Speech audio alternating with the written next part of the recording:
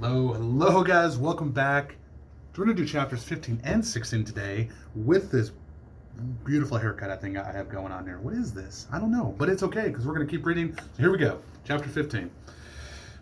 It was just an envelope. From looking at it, you wouldn't think it was any big deal. A brown envelope, that's all. Miss Adolph was passing one out to everyone in the class. You're going to give this envelope to your parents, Miss Adolph said as she walked by. It contained some important information for the parent-teacher conferences. The problem was mine was a thin brown envelope. It wasn't a thin brown envelope like everybody else got. Nope, mine was a thick brown envelope. Scotch-taped, closed, and really thick. Large, thick envelopes are definitely a reason to worry. Naturally, the first person to notice that my envelope was different was Nick McKelty. I'm telling you, that guy is like some kind of built-in radar that signals in to feeling that when you're feeling really low. Looks like Zippy Boy got a thick envelope. Nick the Tick smirked before I could hide the envelope, bottom of my backpack. You know what they say, Zippy Boy? The thicker the envelope, the thicker the kid. Usually I can come up with something to say that puts McKelty in his place, but I was just so upset when I saw the envelope that my mind went blank. I opened my mouth, but nothing came out. Lay off, McKelty, Frankie said. Yeah, mind your own beeswax, Ashley said. The bell rang, and I was still just sitting at my desk staring at the awful brown envelope.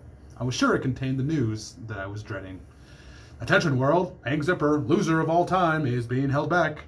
That's probably what it said. I felt a big lump on my throat. I will not cry. I will not cry. Come on, let's get out of here, Zip, Frankie said. Ashley scooped up the envelope from my desk, and Frankie grabbed my backpack. Before I knew it, Frankie had me by one arm, and Ashley had me by the other. I got the thick envelope, I whispered to them. Me too, a voice said from behind. It was Luke Whitman. I already looked inside mine.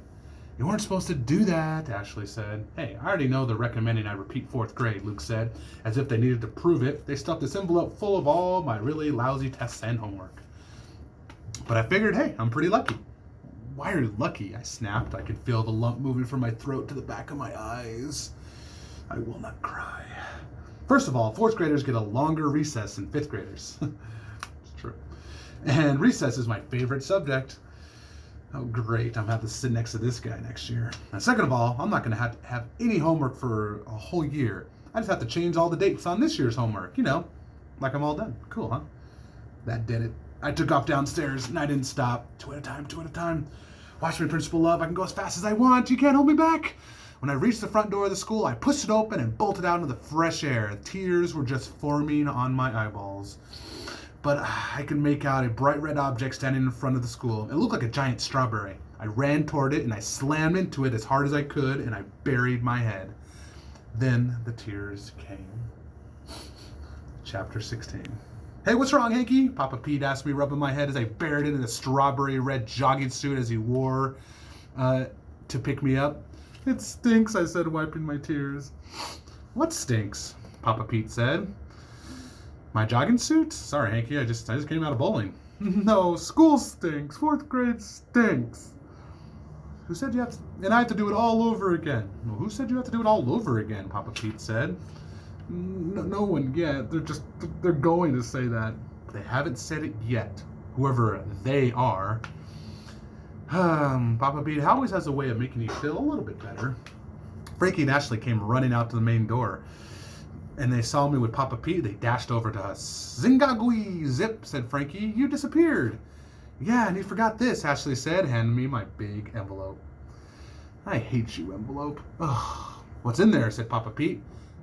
Papers from my teacher. Trust me, they're going to make my dad very happy.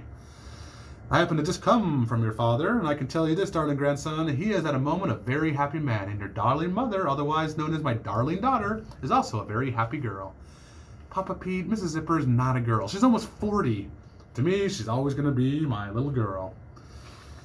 Now, Papa Pete was teasing Ashley a bit, trying to do some jokes. Didn't really get by.